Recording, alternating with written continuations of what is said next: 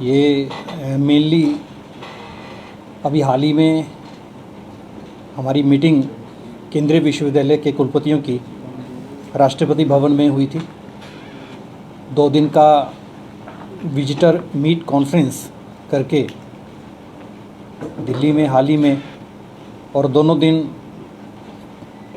हमारे जो विजिटर हैं प्रेसिडेंट ऑफ इंडिया उनका सानिध्य और जो केंद्रीय शिक्षा मंत्री धर्मेंद्र प्रधान जी, लगातार 2 दिन उनका सानिध्य मिला और बहुत से इश्यूज़ पे चर्चा हुई।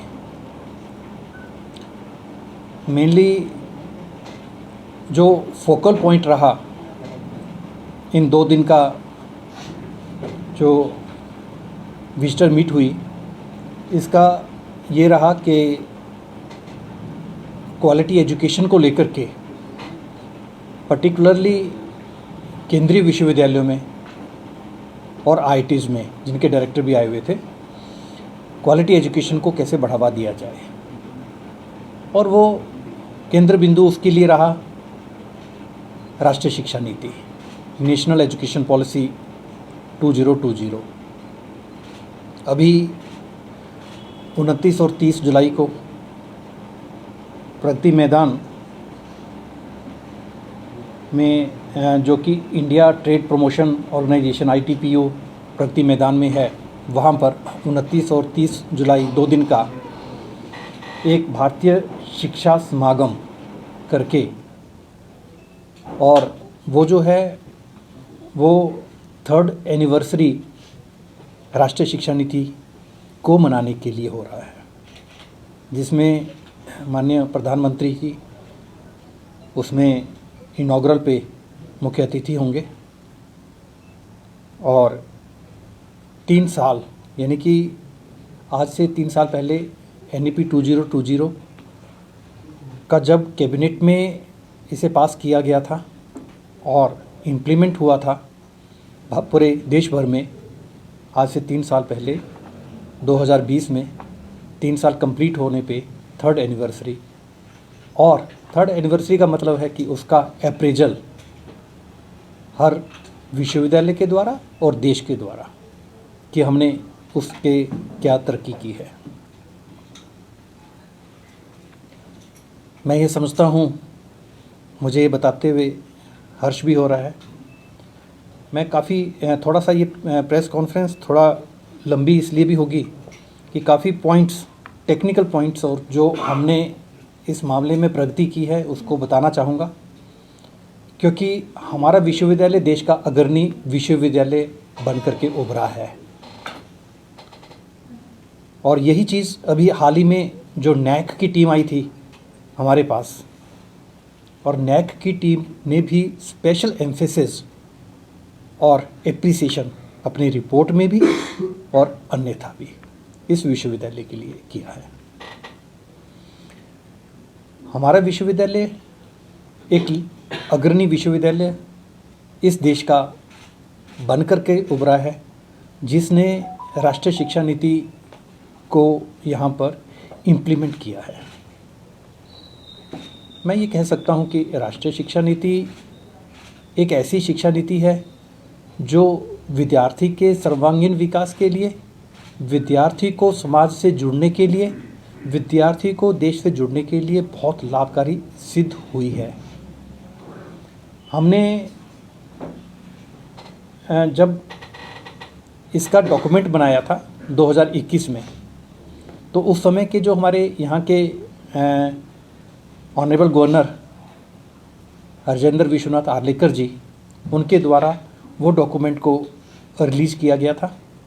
उस समय भी हमारा विश्वविद्यालय पहला विश्वविद्यालय था जबकि हमने उस तरह का एक गाइडलाइंस डॉक्यूमेंट बनाया था अपने स्तर पे, और उसको रिलीज़ करवाया था गवर्नर के द्वारा और उसको इम्प्लीमेंट किया था।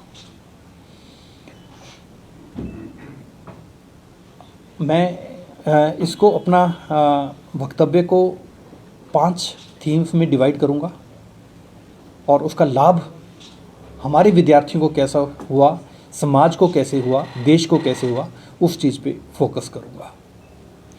पहला जो राष्ट्रीय शिक्षा नीति हमने इम्प्लीमेंट की वो लर्नर सेंट्रिक एजुकेशन के तहत, यानी कि हमने मल्टीपल एंट्री मल्टीपल एग्जिट को, यानी कि पहला जो था इसका वो था मल्टीपल एंट्री एग्जिट। अगर मैं आपको सिंपल शब्दों में बताऊं, यानी कि अब 3 साल का जो यूजी का कोर्स है वो 4 साल में कन्वर्ट हो गया है, और मल्टीपल एंट्री मल्टीपल एग्जिट में एक बच्चा जो है वो बार बार 7 साल तक जो है एक बार एंट्री भी कर सकता है, बीच में किसी कारण से उसको नौकरी मिलती है या किसी कारण से, अन्य कारणों से वो एग्जिट करना चाहता है, एग्जिट भी कर सकता है और वो वापस भी आ सकता है। और ज़रूरी नहीं है कि वो हमारे विश्वविद्यालय में ही वापस आए, वो कहीं अगर मान लो किसी कारण से दिल्ली जाता है, दिल्ली में वहाँ पर जा कर के वो दिल्ली का विश्वविद्यालय उसको रिफ्यूज़ नहीं कर सकता। अगर उसके पास प्रोवाइडेड सीट है तो वो वहाँ पर जा कर के भी एडमिशन ले सकता है और अपना कोर्स वहाँ पर भी पूरा कर सकता है। और भी कई तरह की सुविधाएं जो है यहाँ पर विद्यार्थियों को दी गई हैं, यानी कि मैं आगे आऊँगा कि विद्यार्थी जो है अपना कोर्स अन्यथा भी कैसे पूरा कर सकते हैं, ऑनलाइन भी पूरा कर सकते हैं और अदरवाइज भी किस तरह से वो पूरा कर सकता है विद्यार्थी। तो एक ये सुविधा जो है, तो सबसे पहले जो यूजीसी के द्वारा, मिनिस्ट्री के द्वारा 29 जुलाई 2021 को एक गाइडलाइंस बनी थी और अडॉप्ट किया गया था, उसको हमने अपने ईसी के द्वारा, अपने ईसी में उसको अडॉप्ट किया और हमने अपने विश्वविद्यालय में उसको इम्प्लीमेंट किया। ये सबसे बड़ा। और इससे लाभ क्या होगा? इससे लाभ ये होगा कि हमने देखा कि ड्रॉप आउट रेट बहुत ज़्यादा था, ड्रॉप आउट रेट रुक गया है, इससे ड्रॉप आउट रेट नहीं होगा। अब एक जीआर का था कि हमारा जीआर कम से कम आने वाले 2030 तक, ये हमारा राष्ट्रीय शिक्षा नीति का वो था कि 50% जो है वो हायर एजुकेशन में जीईआर को बढ़ाना। तो ऑब्वियस है कि ड्रॉप आउट रेट कम होगा, हर विद्यार्थी को सुविधा मिलेगी, हर विद्यार्थी अर्न वाइल यू लर्न और लर्न वाइल यू अर्न, इस तरह का वो जो है वो कर पाएगा। तो इसके तहत मुझे ये लगता है कि हर विद्यार्थी को फ्लेक्सिबल मोड में सुविधा मिलेगी। यानी कि मैं एग्जांपल आप लोगों का ले सकता हूँ, मान लो आप हैं, हमने यहाँ पर कोई सर्टिफिकेट डिप्लोमा शुरू किया जर्नलिज्म में, एवरीबॉडी कैन डू नाउ। इस तरह का प्रावधान रहेगा हमारे विश्वविद्यालय में भी कि अगर कोई जॉब भी कर रहा है तो जॉब के साथ साथ ऑनलाइन भी और ब्लेंडेड मोड में भी हम इस तरह के डिप्लोमा कोर्सेज, और बहुत से डिप्लोमा कोर्सेज हमने शुरू भी किए हैं। ये मैंने एक एग्जाम्पल लिया है जर्नलिज्म का, और इसी तरह से हमने अन्य विषयों में भी। तो पहला था हमारा मल्टीपल एंट्री मल्टीपल एग्जिट की गाइडलाइंस को अडॉप्ट करना, जो कि 29 जुलाई 2021 को निकली थी यूजीसी की, और उसको इम्प्लीमेंट करना, वो हमने अपने विश्वविद्यालय में पूरी तरह से इम्प्लीमेंट कर दिया है। ये पहला। दूसरा, आपने सुना होगा एकेडमिक बैंक ऑफ क्रेडिट, यानी कि एक विद्यार्थी जो यहाँ से बाहर निकल कर के कहीं चला गया और उसने 20 क्रेडिट अर्न कर लिए हैं, लेकिन वो जो कोर्स है वो 40 क्रेडिट का है या 80 क्रेडिट का है, अब उसने 60 क्रेडिट रह गए हैं, लेकिन वो बाहर चला गया है। मैंने जैसे एग्जांपल किया था कि आप वो दिल्ली में जाकर के एडमिशन ले ली, या कहीं यूपी चला गया या बिहार चला गया, वहाँ जाकर के एडमिशन ले ली, उसने वहाँ पर 40 क्रेडिट अर्न कर लिए। अब 20 क्रेडिट यहाँ पर उसके वेस्ट नहीं गए हैं, 20 क्रेडिट वो बैंक में क्रेडिट हो गए हैं। तो ये है एकेडमिक बैंक ऑफ क्रेडिट, यानी कि जब चाहे वो 20 क्रेडिट का अगर बेनिफिट लेना चाहे तो 20 क्रेडिट पे अगर उसको सर्टिफिकेट मिलेगा तो उसको सर्टिफिकेट मिल जाएगा 1 साल का, तो वो हमारे से सर्टिफिकेट भी ले ले।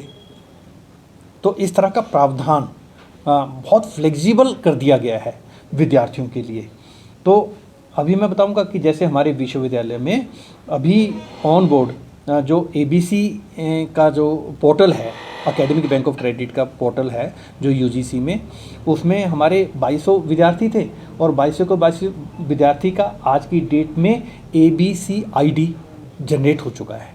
यानी कि कोई भी विद्यार्थी अब अपने आप को नेड में और डिजी लॉकर में रजिस्टर्ड करवाएगा, ABC ID क्रिएट होगा हर विद्यार्थी का। आज की डेट में जितने हमारी विद्यार्थी हैं, 2200 विद्यार्थी थे, 2200 विद्यार्थी ने जिन्होंने एडमिशन लिया था, 2200 विद्यार्थी का 100% हमारे पास उनका ID जनरेट हो गया है। यानी कि अब उनको वो benefit academic bank of credit का और NEP का मिलेगा आगे तक के लिए। जो मैं आपसे चर्चाएं कर रहा हूँ, आगे के लिए वो छोड़ भी सकता है, इस तरह का है, या अपना क्रेडिट ट्रांसफ़र का है, क्रेडिट का है, वो सारा का सारा बेनिफिट उस विद्यार्थी को मिलेगा।